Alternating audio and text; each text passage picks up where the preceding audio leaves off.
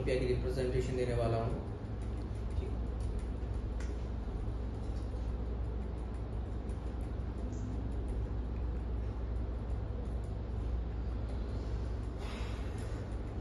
Name palm Olympia, मैंने आपको पहले बताया था कि पाम ओलंपिया जो नेम है ना वो कहाँ से लिया गया है।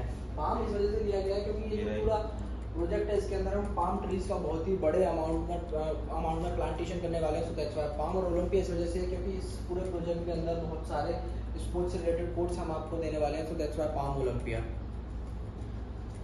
ये है प्रोजेक्ट का नाम। बेसिकली अगर आप किसी भी प्रोजेक्ट को लेते हैं तो सबसे पहले आपको ना 4-5 चीज़ें उसकी देखनी होती है क्लाइंट के पॉइंट ऑफ व्यू से। अगर मैं आपको बताऊं प्रोजेक्ट की लोकेशन क्या है, बिल्डर का बैकग्राउंड कैसा है, प्रोजेक्ट की डिटेल, प्रोजेक्ट की यूएसपी और प्रोजेक्ट का price. So first of all हम स्टार्ट करते हैं प्रोजेक्ट की लोकेशन से। तो जो इस प्रोजेक्ट की जो लोकेशन है वो है greater Noida waste, sector 16C।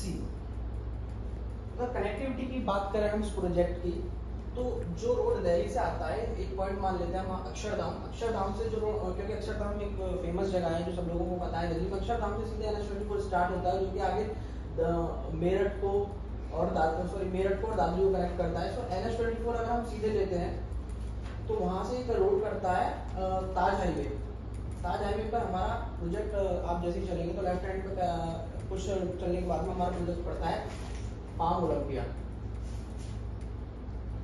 और आगे आ जाता है गौर चौक, जिसको चार मूर्ति चौक, सिटी सेंटर, गौर सिटी सेंटर के नाम से जाना जाता है।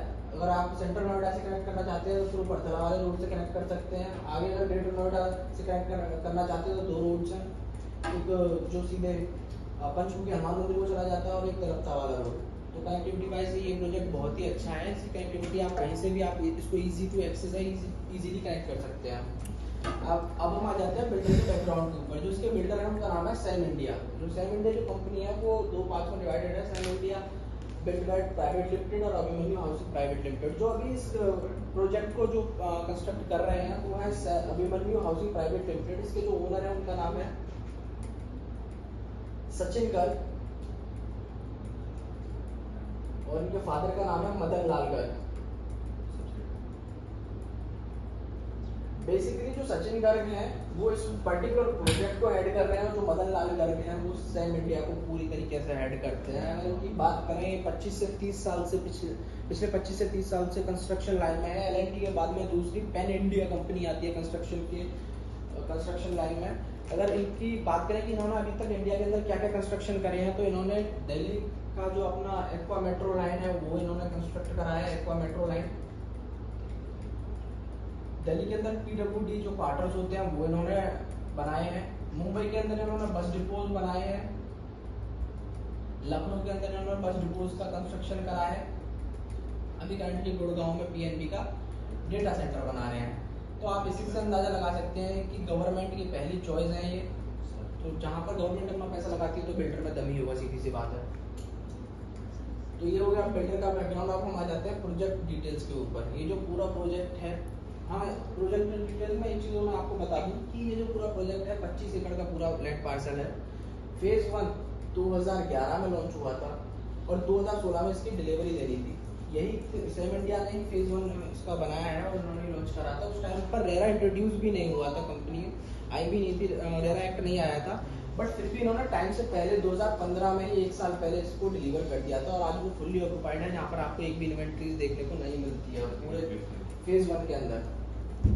ये 11 एकड़ का पूरा लैंड पार्सल था, 25 एकड़ का ये पूरा लैंड पार्सल है। तो अब बचा हुआ जो 14 एकड़ है उसके अंदर अभी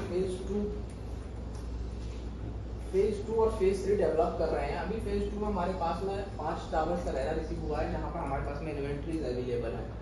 अगर बात करें इन्वेंट्रीज की, 5 टावर्स के अंदर हर 5 टावर्स में हर फ्लोर पे 6 इन्वेंट्रीज हैं। जो यहाँ पर ये एक रेजिडेंशियल सोसाइटी है जिसका नाम 14th एवेन्यू है। आई होप आप सब लोग जानते होंगे। और इधर है एक्सोटिका ड्रीम विलेज ताज हाईवे के ऊपर ही। तो जो 14th एवेन्यू को फेस करते हैं वो है 1182 स्क्वायर फीट की 2 BHK वाली यूनिट्स। 2 BHK मैं एक बार लिख देता हूँ, 1182 square feet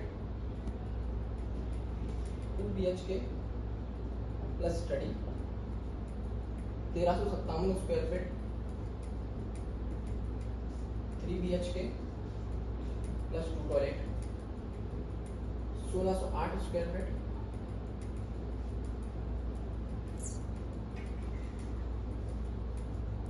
three BHK plus 3 toilet plus utility 1806 square feet. 3 BHK 4 toilet plus study. ये हमारे पास में इसके 4 साइजेस आ जाते हैं। 1182 स्क्वायर फीट में आपको 2 BHK प्लस स्टडी मिलेगा। 1357 3 BHK प्लस 2 टॉयलेट मिलेगा। 1660 स्क्वायर फीट में 3 BHK 3 toilet plus 4 toilet plus study. ये हमारे पास में इसके 4 साइजेस आ जाते हैं। 1182 स्क्वायर फीट में आपको 2 BHK प्लस स्टडी मिलेगा। 1357 3 BHK प्लस 2 टॉयलेट मिलेगा। 1660 स्क्वायर फीट में 3 BHK 3 टॉयलेट प्लस यूटिलिटी मिल जाता है। और 1806 स्क्वायर फीट में आपको 3 BHK 4 टॉयलेट प्लस स्टडी के ऑप्शंस मिल जाते हैं। अगर हम बात करें कि आपको कहाँ पर इन्वेंट्रीज मिलेंगी, तो 14th एवेन्यू को फेस करती है 1182 स्क्वायर फीट वाली ये वाली यूनिट्स। 1357 स्क्वायर फीट वाली जो यूनिट्स हैं वो फेस करती हैं आपको पार्क एरिया को, जिसके अंदर हमने 5 एकड़ का ग्रीन लैंड पार्सल दिया है, जो कि इस एरिया में कहीं पर भी कोई नहीं दे रहा है। किसी प्रोजेक्ट में इतने कंजेस्टेड जगह पर हमने इतना ओपन एरिया दिया है। 1357 स्क्वायर फीट वाली जो यूनिट्स हैं वो इसको फेस करती हैं। 1806 स्क्वायर फीट वाली जो यूनिट्स हैं, जो हमारा लग्जरी टावर है, वो ताजाई को फेस करता है।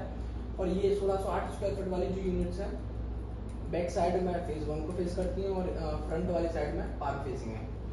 तो ये होगी यूनिट से रिलेटेड बात है। अब हम आ जाते हैं कि इसकी यूएसपी क्या है। तो बेसिकली जो इसकी सबसे बड़ी यूएसपी है वो है इसका क्लब मेरिडियन, जो इसका सेंटर पोर्ट थीम पर ये बेस्ड है। इसका सेंटर पोर्ट थीम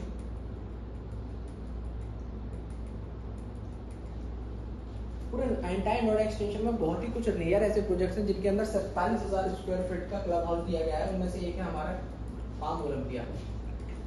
ये इसकी सबसे बड़ी यूएसपी इस वजह से है क्योंकि एक तो इतना बड़ा green land parcel Noida extension में कोई देता नहीं है, हमने दिया है। फिर भी उसमें यूएसपी ये है कि 47,000 स्क्वायर फीट के अंदर क्लब हाउस हम बनाकर दे रहे हैं, जो कि जिसकी हाइट होने वाली है G+2।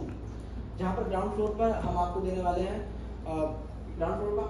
हैं business centre, spa, banquet hall, restaurants ground floor के ऊपर देने वाले हैं। फर्स्ट फ्लोर की बात करें तो हमारे पास में है इंडोर गेम्स और इंडोर गेम्स हो गए, योगा रूम्स हो गए, 5700 स्क्वायर फीट का जिम हो गया। सेकंड फ्लोर पर हम आपको देने वाले हैं किड्स प्ले एरिया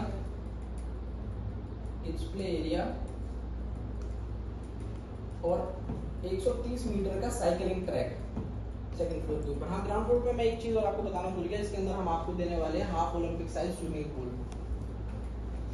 और रूफ टॉप पे हम आपको देने वाले हैं रूफ टॉप कैफे। तो ये है इसकी कुछ यूएसपी। और एक चीज और है, अगर हम बात करें यूएसपी की, तो यहाँ पर ये जो पूरा 5 एकड़ का ग्रीन एरिया दे रहे हैं वो 3 पार्ट में डिवाइडेड है। Kids play area, youth centric area और सीनियर सिटीजन्स के लिए 3 फेजेस में इसको डिवाइड कर दिया गया है सेपरेटली। उसके बाद में हम आ जाते हैं प्राइस पर। अगर हम प्राइस की बात करें तो जो 1182 स्क्वायर फीट की जो यूनिट है उसका प्राइस है 10,000 रुपये पर स्क्वायर फीट। 1357 और 1608 वाली जो यूनिट है उनका प्राइस है 10,500 और 1806 स्क्वायर फीट वाली जो यूनिट है उनका प्राइस है 11,000 पर स्क्वायर फीट। ये बीएसपी है। बेसिकली इनके अंदर जो हम आपको चीज़ें देने वाले हैं, इसके अंदर हम आपको एसी देने वाले हैं। ये जो 3 इन्वेंट्रीज हैं, हम आपको इसके अंदर इनबिल्ट एसी देने वाले हैं। आपको विट्रीफाइड टाइल्स मिलेंगी, मॉड्यूलर किचन मिलेगी विद चिमनी एंड हूप्स। और ये जो एसी है वो कॉम्प्लीमेंट्री रहेगा। और एंटी स्किड टाइल्स मिलेंगी आपको बाथरूम के अंदर, बालकनी के अंदर एंटी स्किड टाइल्स मिलेंगे आपको। अब हम बात करते हैं 1806 स्क्वायर फीट वाले जिस टावर का, जिसका प्राइस 11,000 रुपये है। उसका प्राइस इतना हाई क्यों है? क्योंकि इस टावर का नाम है गोल्ड स्पायर,